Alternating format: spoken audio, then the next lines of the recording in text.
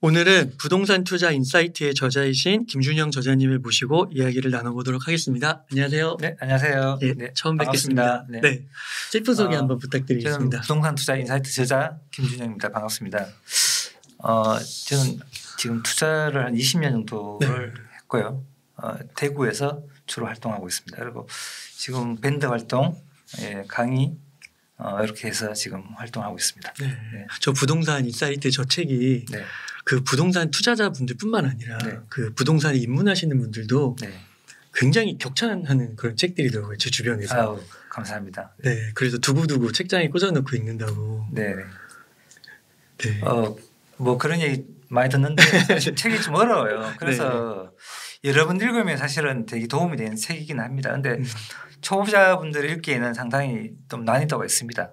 어쩔 수 없고요. 그래서 투자가 쉬운 게 아니기 때문에 책이 약간 어려울 수도 있습니다. 그래서 책을 조금 많이 여러 번 반복해서 읽기를 좀 권해드립니다. 아, 네.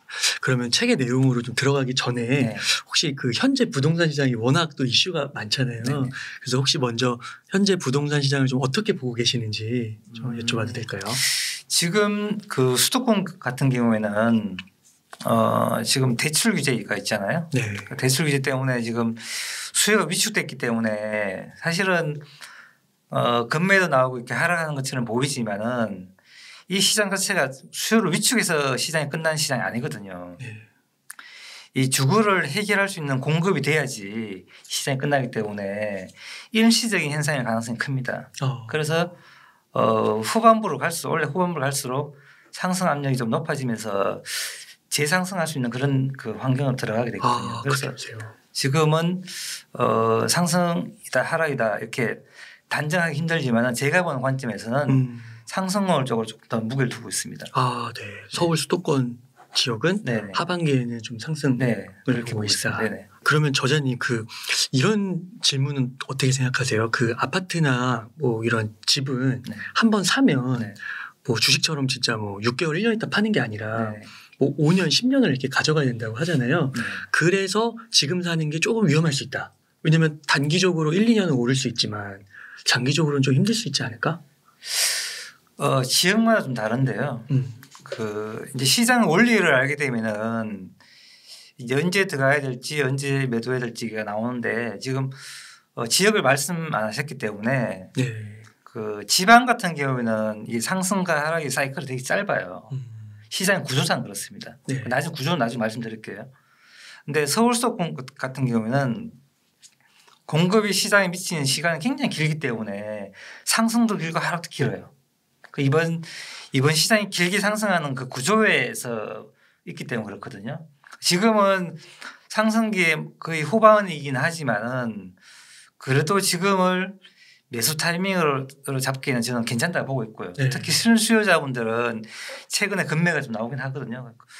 그런 것들을 매수로 뭐 해도 충분히 괜찮다. 단지 이제 우리가 시장을 파악할 때 단기적인 관점에서 볼 건지 아니면 10년치 방금 말씀드린 10년 장기를 볼 건지는 시장 상황에 따라 달라요. 그래서 지금은 수도권 시장이 워낙 길게 상승했기 때문에 지금 들어가서는 우리 단기를 보기에는 조금 늦었어요. 근데 지금 들어가실 곳은 내가 주거로서 장기로 거주할 곳을 선택해야 됩니다. 근데 수도권 외에 지방 같은 경우에는 짧게 움직이기 때문에 여기는 우리가 들어갈 타이밍이 그냥 보이거든요. 공급을 보게 되면은 그 공급량을 보고 시점을 정하시면 돼요. 여기 어렵지 않습니다. 그런데 수도권은 너무 길기 때문에 이게 쉽지가 않아요. 사실은요. 그래서 뭐 어떻게 선택하라고 제가 말씀을 딱 드리긴 힘들지만은 지금 같은 경우에는 저는 실거주로 장기로 거주할 수 있는 곳을 선택하라. 이렇게 말씀드리고 싶어요. 그리고 뭐 당연한 거겠지만 너무 무리해서 투자를 하면 안 되겠죠. 막 지금 이 시기에. 지금은 좀 그런 시기고 지금은 왜냐하면 세금 문제가 있기 때문에 세금을 제외하고 나면 수익이 그렇게 큰 시장은 아닙니다. 그래서 지금은 이제 그 남아있는 수요들이 실수요자분들에 의해서 시장이 돌아가기 때문에 상승률도 그렇게 크지는 않을 거예요. 그렇지만 하락도 하기 굉장히 힘든 시장이거든요. 그런 걸 감안해서 선택하면 큰 무리는 없을 거라 봅니다. 네. 그러니까 또 실수요자 분들의 그 개인 사정으로 또 들어가면은 또 여러 가지 상황이 있을 수 있으니까 네. 그런 걸 고려하면은 뭐 내 집 마련 타이밍은 사실 뭐 제 필요 없는 것도 있는 것 같기도 하고요. 또 말씀하신 대로 길게 보면 또 어차피 오를 거니까. 근데 이런 게 있습니다. 우리가 어떤 상품을 선택할 때 지금의 시점에서 시간을 벌어야 될 것인지 아니면 지금 바로 우리가 수익을 낼 것인지 생각해 보시면은 지금 이제 우리가 이 시장 자체가 2008년도 이후에 시작됐기 때문에 굉장히 긴 시장이었거든요. 네. 그래서 지금은 이제 많은 도시들이 하락이 막바지에 있거나 아니면은 뭐 상승에 이제 스타트하는 건 여러 가지 있겠지만은 수도권 같은 경우는 시간을 조금 벌어야 될 그런 타이밍일 수도 있거든요. 그러면은 우리 어떤 상품을 선택할 때 분양권 같은 경우는 잘 생각해 보시면은 분양에서 입주까지 3년이죠. 거기 전세 한번 넣으면 5년이죠. 네. 그 2 플러스 2 하면 7년이죠. 네. 본인이 내가 의지와 관계없이 7년을 가져갈 수 있어요. 그래서 시간 7년을 벌 수 있잖아요. 네. 그러면은 지금은 분양권을 선택하는 게 시간을 벌 수 있는 상품으로 잘 좋습니다. 더 좋은 상품 재개발, 재건축이겠죠. 더 길게 가게 되면. 네. 그러면 시장에서 상승과 하락이 반복되는 시장의 사이클에서 이게 맞아 들어갈 수 있어요. 네. 다음 상승기에 내 상품하고 같이 연결될 수 있어요. 아, 그렇구나. 네. 네. 지금은 제가 볼 때는 수도권 약간 그런 타이밍이고요. 이제 기존 주택들을 선택하게 되면은 그냥 주거로서 만족하는 수가 있고요. 이제 내가 수익을 보려면 그렇게 선택을 하셔야 돼요. 네. 아, 그러니까 그걸 약간 투자적인 관점에서 본다고 하면은 그 분양권을 산 다음에 입주까지 3년. 그 시간 동안 그 자금 정도만 있으면 전세 4년이 있으니까 그 다음에 다시 상승기를 맞이할 수 있다라는 거죠. 시간에 대한 타이밍이고 물론 투자금은 우리가 지금은 대출이 안 나오기 때문에 그건 별개 두고요. 그래서 지금은 제가 하는 스타일은 타이밍을 맞추는 거거든요. 그게 지금 가장 현명한 시기예요. 그래서 지금 분양권을 지금 해야 될 시기다. 그래서 시간을 벌어라. 근데 이게 분양권이라는 게 사실 지금 서울 수도권은 규제가 좀 있어서 그 분양권 매매도 안 되지만 그거 청약을 받는다 해도 또 그 실입주를 해서 또 전매 제한도 있잖아요. 그러면 좀 어렵지 않아요? 실거주하고 투자 병행을 해야 돼요. 지금은요. 시장은 그렇게밖에 안 됩니다. 그래서 수요가 지금 제한적으로 움직일 수밖에 없어요. 그래서 지금 잠깐 하락이 나오는 거는 수요를 워낙 억제시켜 놓기 때문에 그런 거거든요. 그 오히려 이 시기가 기회일 수 있어요. 사실은요. 또 지금 보니까 또 약간 말씀하신 대로 금매가 좀 있어서 한 1억 떨어지는 게 나오긴 하더라고요. 맞습니다. 그래서 그런 측면에서 그러면 금매에 좀 노리는 게 저는 뭐 실수요자라면 충분히 괜찮다 보고 있습니다. 그렇게 해서. 그러니까 부동산이 한번 이렇게 하락을 한다 해도 굉장히 떨어지는 게 늦지 않나요? 늦다는 거 표현보다는 이제 서울 수도권은 조금 길죠. 시장 구조상 좀 길게 나옵니다. 그런데 한번 떨어지고 나면은 그 아파트 계속 떨어지는 거 아니고요. 돌아가면서 떨어지기 때문에 시간이 길게 걸리는 것 뿐이에요. 그래서 서울은 조금 길게 떨어진다 해도 제가 볼 때는 한 5년 정도만 버티면은 다음 상승기가 오거든요. 그래서 그걸 감안하면은 분양해서 입주 뭐 2년 전세 이렇게 가면은 가장 효율적이지 않을까 그렇게 생각합니다. 그러면은 만약에 지금 투자로서 좀 다가가는 거는 좀 어떻게 보세요? 지금은 효율을 조금 높이려면 저는 지방이 조금 더 좋게 보는 편이고요. 지방은 왜 그러냐면 투자금도 작지만은 사이클상 다시 시작하는 것도 있고요. 그리고 가격이 덜 반영되는 곳들이 꽤 있습니다. 그래서 지방을 한번 더 유심히 보라고 말씀드리고 싶어요. 지방. 근데 그 지방 중에도 너무 구체적이면 답변 안 하셔도 되는데요. 그 막 대구나 뭐 세종이나 이런 데 집값 하락이 좀 오래 지속되고 있잖아요. 근데 이런 데는 좀 안 되는 거죠. 투자를 하면. 뭐 안 된다는 것보다는 시기를 맞추셔야 되죠. 들어갈 타이밍을. 저는 투자금이 정말 없다는 분들한테 말씀드리고 싶은 거는 오히려 투자금 없는 분들일수록 하락 지역에 들어가야 된다고 보고 있어요. 왜냐하면 하락 지역에 들어가게 되면은 좋은 물건들이 많이 나오거든요. 좋은 물건들을 싸게 살 수 있는 기회가 오게 돼 있습니다. 그래서 저는 만약에 투자금이 작은 분들은 오히려 대구나 세종을 들어라고 말씀드리고 있습니다. 네. 물론 타이밍을 맞추셔야 되죠. 그건 별개고요. 네. 근데 지금 뭐 부산이라든지 이런 지역 나머지 지역들 보게 되면은 상승을 몇 년 했기 때문에 투자금이 상당히 많이 들어갑니다. 그러니까 투자 가격 반영 많이 되어 있고요. 그 물건 찾기도 쉽지 않아요. 네. 그래서 오히려 하락한 지역이 훨씬 더 쉽다고 보고 있어요. 제 개인적으로는요. 그러면은 몇 번 말씀해 주시긴 했는데 그 타이밍이라는 게 네. 혹시 뭔지. 타이밍은 공급을 해서 나오거든요. 네. 네. 이 공급이 시장에 어떻게 작동하는가가 제일 중요한데 네. 우리가 예를 들어 좀 설명을 드리면 컵이 있고요. 네. 작은 물컵이 있고 큰 양동이가 있잖아요. 네. 거기서 물을 이렇게 붓잖아요. 그러니까 컵에 물은 빨리 차오르죠. 그 물이 금방 다 찼다는 걸 느끼잖아요. 네. 근데 우리 양동이에 물을 준자 부으면 물이 천천히 차오르죠. 네. 물이 늘 적다고 하거든요. 다 찰 때까지 물이 적다고 인식합니다. 그래서 이 컵이 뭐냐면 도시의 크기예요. 수요의 크기가 됩니다. 수요의 크기에 따라서 공급에 시장에 영향이 미치는 시간이 달라요. 네. 컵은 금방금방 싸죠. 물도 금방 빠지고 채워지고. 작은 도시는 상승과 하락이 굉장히 빠르게 반응하거든요. 그래서 대구 같은 경우에도 우리가 2016년, 17년 하락오고요. 지금 다시 하락왔잖아요. 부산도 2012년, 13년, 14년 멈췄다가 또 17년, 18년, 19년 멈추고 네. 상승과 하락 계속 반복해요. 근데 수도권은 길게 가죠. 차이는 양동이의 크기, 컵의 크기에 따라 그러면 도시 크기. 도시 크기에 따라서 네. 공급이 시장에 미치는 영향이 달라요. 그 타이밍을 맞추는 거예요. 그러면 우리가 해야 될 게 뭐냐면은 그 컵의 크기와 물의 양을 아셔야 됩니다. 네. 그 공부가 가장 중요해요. 그러면 물이 넘치는 그 시점이 마이너스 시점이고 네. 물이 줄어드는 시점이 플러스 시점이에요. 네. 네. 그러면 우리가 그 타이밍이 들어가는 게 가장 효율적이에요. 네. 그 분양권 타이밍도 여기에 들어오는 겁니다. 네. 그렇기 때문에 이 타이밍 맞추게 되면은 투자금은 그렇게 크지 않아도 돼요. 네. 조금 물건 선택할 수 있어요. 네. 그러면 지금 대구나 세종시에 만약에 그 타이밍을 재서 들어간다고 하면 네. 그러면 지금 하락하고 있으니까 지금은 타이밍을 아니고 좀 더 떨어지면 언제 타이밍이고 뭐 이런 좀 더 구체적인 그런 설명이 가능한 부분이 있을까요? 네, 있죠. 대구를 예를 들어보면 이제 세종은 별개로 좀 치고요. 세종은 인위적으로 만든 도시니까 이 시장이 이제 공급이 어떻게 움직이냐면은 우리가 분양에서 입주까지가 있잖아요. 분양에서 입주고 우리가 분양을 받아 놓은 사람들은 무조건 시장에서 3년을 기다려야 되겠죠. 의무적으로. 네. 그러니까 이분들은 전세 살겠죠. 그죠? 네. 그럼 그분들이 3년 동안 계속 모이면은 3년치 수요가 모이죠. 네. 그죠? 네. 이 3년치 수요가 매수로 참여하기 때문에 이 시장에는 3년 누적 공급량이 제일 중요하게 되어 있습니다.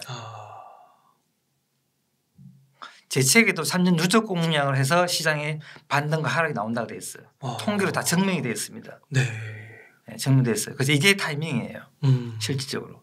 그러면 3년 누적 공급량이 네. 어떻게 되는 거죠? 막 계속 늘어나면? 하락이죠. 3년 공급보다 적으면 상승이고. 네. 그렇게 되는 겁니다. 왜냐하면 수요가 3년 수요가 시장에서 기다리기 때문에 그렇습니다. 분양에서 입주까지. 네. 그 시간을 기다리기 때문에. 네.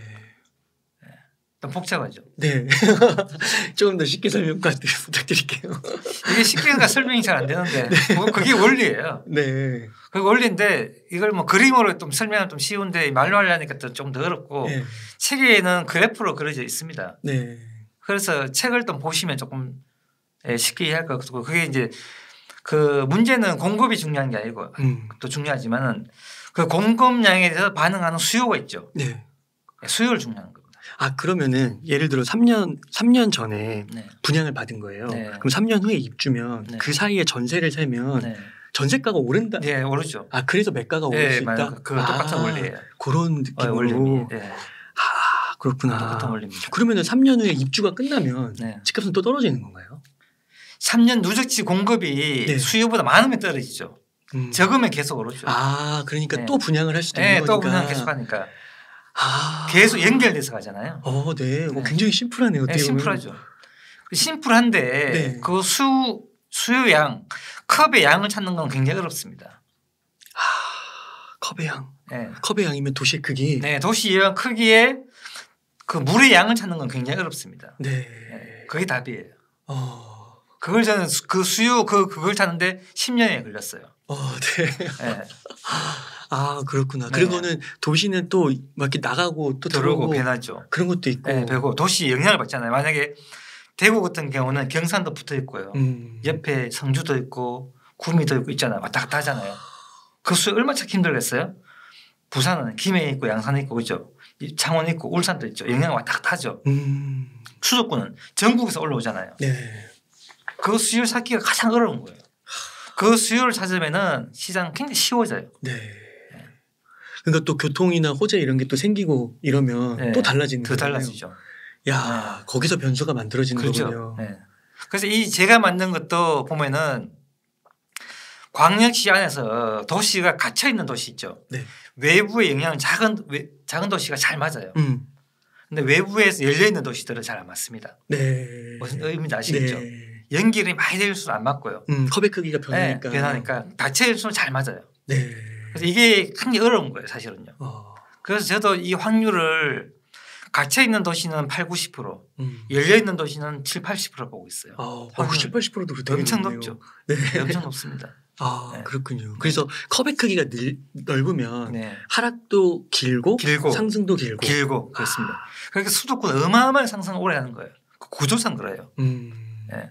우리가 예를 들어 이렇게 설명하시면 돼요. 우리가 시장에서 뭔가 큰 물건을 움직이려 하면은 그걸 티코가 있잖아요. 네. 티코는 사람 한 명이 밀리죠. 네. 그 덤프 트럭이 있으면 어떡할까요? 안 밀리죠. 안 밀리죠. 네. 그 큰 걸 움직이려면 큰 힘이 필요해요. 그 큰 힘이 뭐냐? 많은 공급이에요. 그게 수도권입니다. 네. 많은 공급 들어가야지 시장이 사람들 인식에 공급이 많다는 걸 인식을 하는 거예요. 네. 그러면 시장 사람들 멈춥니다. 그때부터 하락이에요. 공급이 중요한 거예요. 네, 엄청 중요합니다. 공급. 이렇게 설명을 소장님께서 해주시니까 네.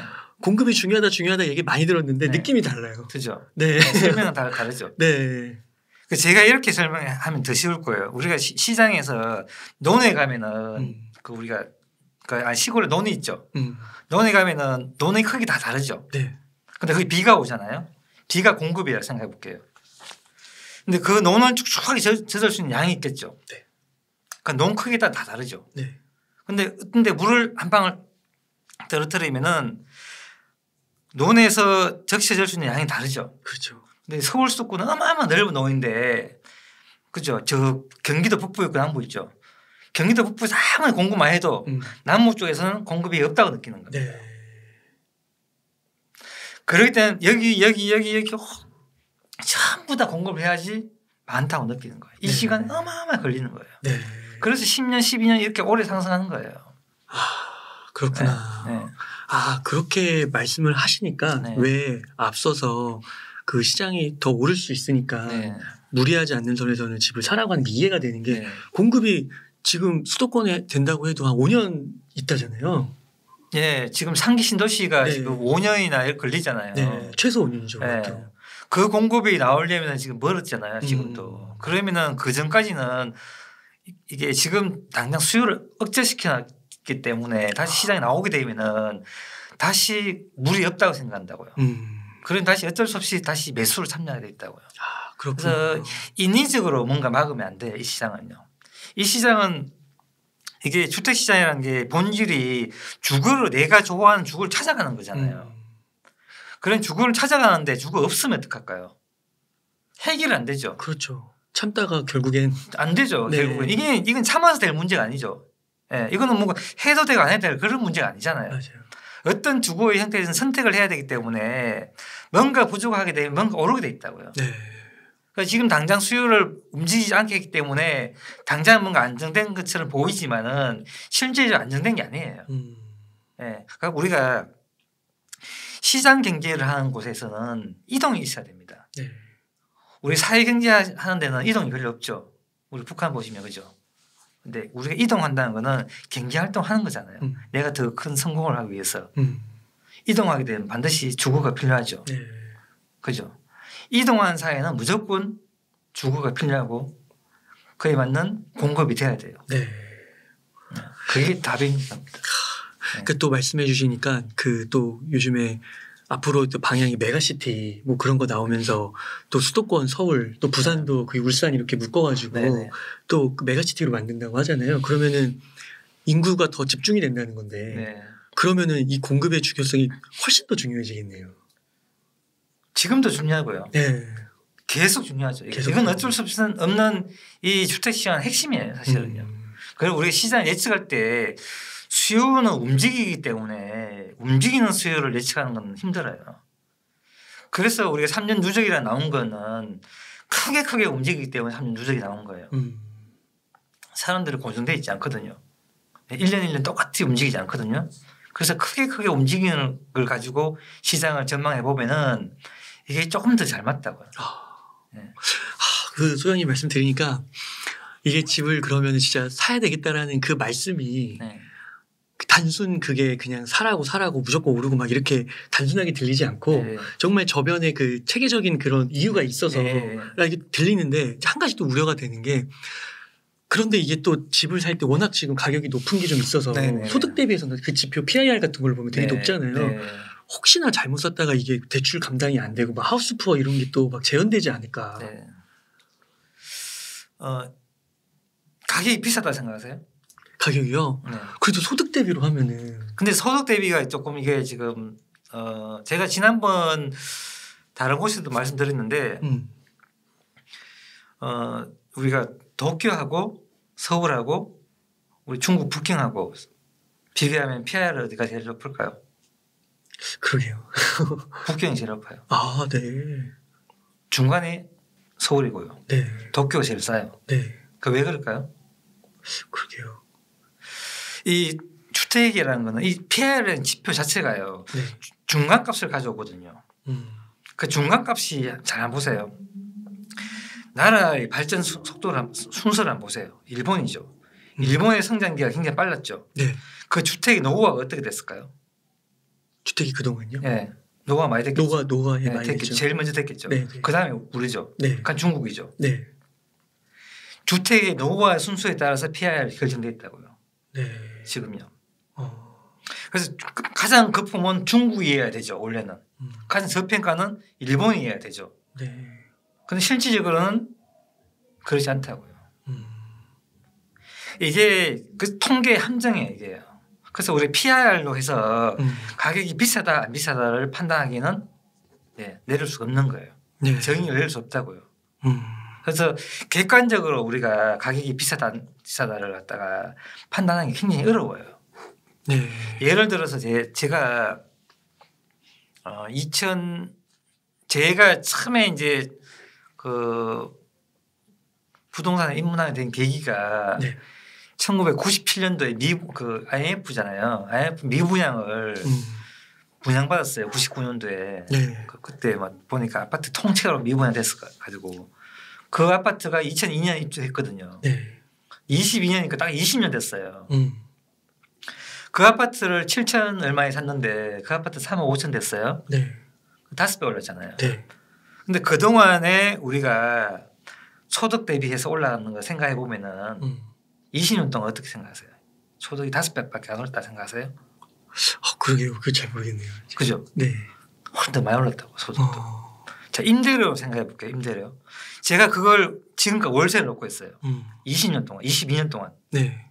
근데 그 월세가 어떻게 되냐면은 처음 시작할 때 보증금 2천만 원에 월세 50이었어요. 아, 그래요? 그 당시가요? 네, 그 당시에. 와. 50.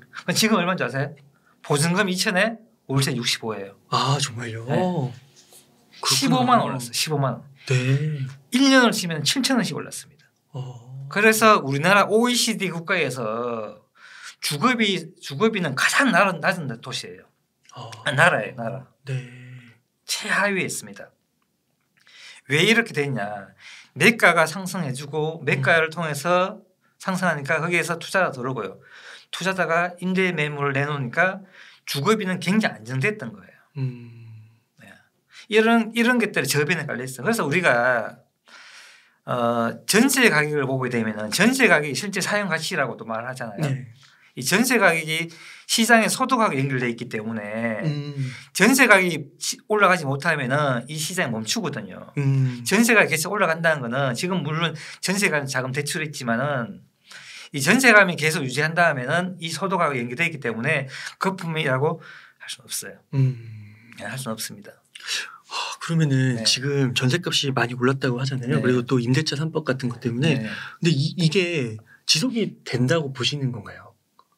전세값 상승이요? 네. 지금 이렇게 오른 상태에서 네. 전셋값이 계속 공급이 없으면 선택하죠. 시장 이렇게 생각하죠. 만약에 소득이 내 소득이 전세 가격을 감당하지 못하잖아요. 네. 그러니까 시장의 선택 어떻게 될까요? 같아요. 월세로 가죠. 네. 월세로 갑니다. 원래 우리 주택 시장은 전 세계 전세라는 기반은 우리나라밖에 없죠. 네. 월세가 기반이 돼야 되는데 독특하게 우리나라만 전세가 돼 있거든요.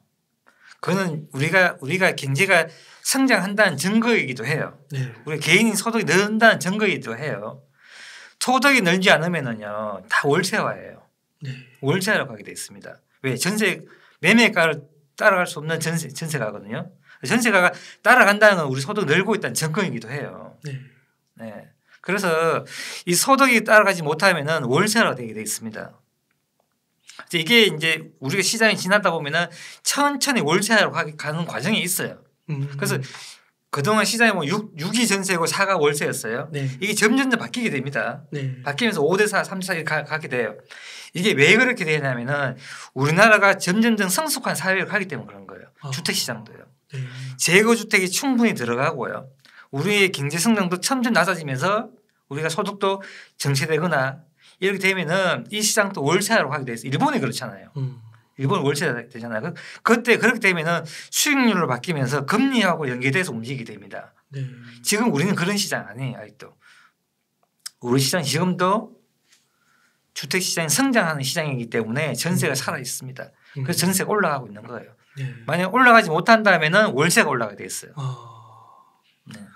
그러면은 전세제도가 없어지지 않는 이상 네. 전세가가 떨어지는 경우는 별로 없는 건가요? 그러니까 월세가 올라가는데 네. 월세로 많이 전환이 되는데 전세가 떨어진 경우에는 공급 말고는 없습니다. 신규 공급이 있지 않은 이상은 전세가 떨어지지 않습니다. 네. 일시적으로 입주한 단지 떨어져도 장기적으로 하면 계속 우상향이에요. 네. 네. 우리가 잘 한번 보세요. 시골에 가게 되면요. 시골에 가게 되면은 매매가하고 전세가가 딱 붙는 동네가 있습니다. 네. 개입이 500이다 이런 들어보셨죠? 네. 왜 딱 붙었을까요? 주택시장이 정체했기 때문에 그런 거예요. 시골에 더 이상 늘 필요 없잖아요. 네. 그런데 전세 수요는 계속 있는데 매가가 안 올라갔죠. 성숙한 사회에 된 거예요. 그럼 얘는 월세로 바뀌어야 돼요. 원래는. 전세가 의미가 없으니까. 의미가 없습니다. 월세로 바뀌어야 되는데 전세도 남아 있는 거예요. 근데 원래는 이게 집주인이 이거 월세로 바꿔야 되는 게 맞아요. 근데 그냥 놔두는 거예요. 네. 네. 그래서 이게 월세로 바뀌면 시장이 사라지는 거예요. 이게 성숙한 사회거든요. 네. 성숙한 그렇게 됩니다. 그러니까 성숙했다는 거는 성장이 별로 없다는 저성장이라는 네, 없는 거예요. 그렇게 시골에 지금 주택시장 성장이 멈췄다는 증거이기도 해요. 그렇구나. 우선은 그럼 여기서 잠깐 여담이지만은 예를 들어 반대로 생각해볼게요. 강남 전세가 많이 벌어져 있죠. 그렇죠. 성장이 많이 된다는 의미잖아요. 매가가. 많이 벌어져 있다는 거는 성장이 많이 된다는 증거이기도 해요. 그럼 전세가도 오를 가능성이 더 많은 거고. 많죠. 그 전세가 올라가면 다시 매가가 밀어 올리는 거예요. 매가가 밀어 올라간다는 거는 성장한 증거이기도 해요. 그렇구나. 네. 그러니까 이게 제가 그 지방과 서울 그 강남 지역을 이걸 딱 나누고 예시를 들어주시니까 이해가 되는 게 그러니까 이게 매가가 높고 그러니까 전세가율이 낮을 때 이게 뭐 순간적으로 매가가 낮아질 수는 있지만 결국에는 이 매가가 올라갔다라는 거는 그 도시가 계속 성장하는 증거예요. 장기적으로 보면 증거입니다. 그러니까 전세가도 결국은 올라간다는 게 맞는 거고. 전세가는 예전에 전세가는 자기 소득으로만 했어요. 지금 전세가는 대출 됐잖아요. 전세가가 올라가는 그 증거도 우리가 경제가 성장하고 있다는 증거이기도 해요. 그러니까 개인이 소득이 는다는 그 증거이기도 하고요. 네. 이 소득이 늘지 않으면 사람 전세가가 어떻게 따라가요? 월세로 선택하죠. 그렇죠. 월세화가 된다고 월세화가요. 근데 실제로 지금 서울 수도권 월세가 많이 되죠. 그렇죠. 그게 월세화가 많이 된다는 거는 우리 시장이 성숙하고 있다는 증거이기도 해요. 네. 아 그렇구나. 그러니까 서울 수도권은 앞으로 또 성장이 기대된다고 보시는 건가요? 저는 여전히 있죠. 그리고 이런 거 있잖아. 우리가 전 세계에서 아니 우리 지방 전국에서 강남을 좋게 보잖아요. 아, 내가 강남 집에 있었으면 좋겠다. 그죠? 네. 강남 좋게 보잖아요. 네. 그 말은 뭐죠? 대한민국에서 강남이 신장부잖아요. 주택시장에. 성장성을 보는 거잖아요. 저기 미래의 성장이 있다. 네. 그래서 전세가가 벌어져도 그 갭을 가지고 투자를 하는 거죠. 네. 성장성을 보고 투자하는 겁니다. 투자했기 때문에 갭이 벌어진 거죠. 그 갭이 벌어진 다음에 어떡합니까? 올라간 다음에 또 공급이 되면 매가가 떨어지면서 뭐합니까? 그 사이에 수요들이 그 전세라는 실수요자 들어오면서 전세가 또 붙죠. 네. 또 붙으면 다시 그 작은 갭을 통해서 또 누군가 성장을 보고 또 들어오죠. 또 벌어지죠. 이게 계속 반복되는 시장이죠. 제가 소장님 말씀 듣고 네. 처음 듣는 것 같은데요, 이런 말씀을. 네. 다른 데서 몇 번 이야기했습니다. 아 그러셨어요? 네. 아 근데 제가 지금 들은 바로는 그러니까 50년, 100년 후에는 뭐 서울도 정체할 수 있겠지만 제가 말씀을 들었을 때 10년, 20년에는 진짜 클 것 같거든요, 서울이. 멈추지 않습니다. 멈추지 않을 것 같거든요. 그래서 그런 걸 기대한다고 생각한다고 보면은 그러니까 옛날에 그 PIR 기준으로 볼 수가 없는 거네요. 없죠. 그러니까 왜냐하면은 보세요. 요즘 돈 버는 기술들이 전 세계를 통해서 돈을 벌어요. 네. 그죠? 그리고 서울은 지역은 딱 소수에 정해져 있고 그래서 돈은 전국에서 벌고 내가 사는 곳은 강남이에요. 그러니까 PR이라는 것 자체가 의미가 없는 거예요. 그러네요. 사실은요. 우리 전 세계 아마존에서 돈 벌고 다 벌잖아요. 그죠? 아 그런 거. 유튜브에서 벌잖아요. 유튜브에서 벌고 그런데 무슨 PR 중요한가요? 의미 없죠. 그러니까 그러면 그거를 떨어뜨리기 위해서는 그 강남 주변에 공급을 엄청나게 해야 되는 거군요. 방법은 두 가지 있잖아요. 네. 우리가 보세요. 이렇게 되어 있습니다. 신규로 공급할 땅이 없잖아요. 그렇죠. 강남에는요. 없죠. 그러면 이 공급을 누가 하냐면은 투자자가 하는 거예요. 자, 원래 시장의 구조가 그렇어요. 지방에 갈수록 빈 땅이 많죠. 네. 그냥 빈 땅이면 하면 되죠. 네. 그런데 서울은 빈 땅이 없잖아요. 그러니까 누가 공급해야 되냐면 투자자가 공급자 역할을 해야 되는 거예요. 네. 그래서 투자자가 많이 들어가야지 시장이 끝나요. 오히려. 그래서 시장이 멈추면 그 투자자에서 매물 나오죠. 네. 그 매물이 공급이 되는 거예요. 그러면서 시장이 하락하면서 또 실수요자가 전세를 찾기 때문에 또 다시 매입 갭이 붙죠. 그러면서 다시 또 올라가는 거예요. 네. 공급을 할 수 없는 지역일수록 뭐합니까? 투자자가 들어가야 되는 시장입니다. 이 메커니즘은 전 세계에 똑같이 적용됩니다. 네. 뉴욕, 런던, 캐나다, 밴쿠버 똑같아요. 이 메커니즘은요. 투자자가 공급을 역하는 그런 도시는 뭡니까? 성장성이 있는 도시라는 겁니다. 네. 야, 이거는 생각의 전환인데요. 뭐 다주택자들 무조건 악으로 몰면 안 될 것 같은데요. 다주택자가 있어야지 네. 시장이 끝나는 강남 시장이 끝나는 거예요. 와. 다주택자를 멈췄기 때문에 지금 강남의 월세가 폭등하는 겁니다. 반대예요. 야, 그러니까 이게 자칫 네. 좀 이렇게 그 부동산 이런 게 내 집 마련 이런 게 워낙 사람들이 관심이 많은 주제고 네. 그 관심이 많다 보면은 또 거기에 그 약간 뭐라고 이렇게 오리엔트된 그런 의견을 가질 수 있잖아요. 네. 그럼 편협이라고 있죠. 할까요? 네, 아무래도. 그래서 이게 되게 위험하게 들릴 수도 있을 것 같아요. 그렇죠. 위험한 들리죠. 와, 들리기는. 근데 저는 딱 들으면서 그렇게도 한번 생각해 봐야겠다는 생각이 네. 너무 크게 드는데요. 근데 제가 그때 예측할 때 제가 1년 전인가 2년 전에 예측할 때 절대 매가 상승으로 끝나지 않는다. 월세가 어마어마하게 상승할 거다. 네. 투자자를 이렇게 막으면은 강남부터 해서 월세가 어마어마하게 상승하게 돼 있다. 투자자가 들어가야지 임대 시장이 안정되고요. 그리고 투자자에 의해서 하락이 나오는 거예요. 반대로. 네. 그 시장이 강남인 거예요. 네. 네, 강남이. 투자자에서 하락이 나오는 겁니다.